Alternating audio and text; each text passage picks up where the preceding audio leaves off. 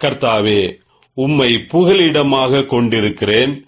நீரே என் சத்துருக்களின் கைகளிலிருந்து என்னை தப்புவிப்பீராக. கர்த்தருக்குள் பிரியமானவர்களே, உங்கள் அனைவருக்கும் இனிய காலை வணக்கங்கள்.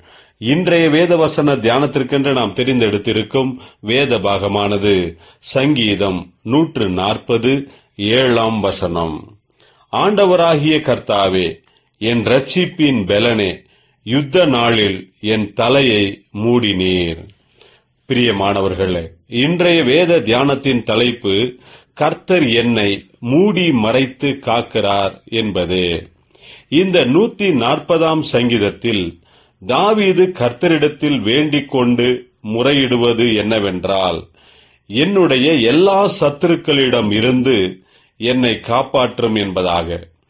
சத்துருக்கள், எதிரிகள் பல விதங்களில் ஆலோசனை செய்து திட்டமிட்டு தனக்கு எதிராக விரித்திருக்கும் வலையிலிருந்து தன்னை காப்பாற்றும்படிக்கு தாவீது கர்த்தரிடத்தில் ஜெபிக்கிறார். கர்த்தர் மேல் தான் வைத்திருக்கும் விசுவாசத்தை மிகவும் உறுதியுடன் இன்றைய தியான வசனத்தில் சொல்லுகிறார். அதாவது, கர்த்தர் தன்னை மூடி மறைத்து காக்கிற இரட்சிப்பின் பலன் என்பதாக. அது மட்டுமல்லாது, யுத்த சமயத்தில் என்னுடைய தலையை காக்கிற தலைச்சீரா என்றும் சொல்லுகிறார். நமக்கும் அநேக எதிர்ப்புகள் வருவது இயல்பானதுதான்.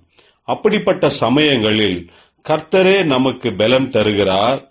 அதே போல கர்த்தரே நம்மை மூடி மறைத்து எந்த ஆபத்தும் நேரிடாதபடிக்கு நம்மை காப்பாற்றுகிறார். நமக்கு ஜெயத்தையும் கூட கொடுக்கிறார். இந்த நம்பிக்கையுடன் நாம் முன்னடப்போமாக.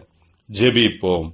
ஜீவனுள்ள தேவனே, எங்களை இரட்சித்து எங்களை மூடி மறைத்து காப்பாற்றுகிற தேவனே, உம்முடைய கிருபையும் பலனும் எங்களை இன்னும் அதிகமாக மூடி மறைத்து காப்பதாக.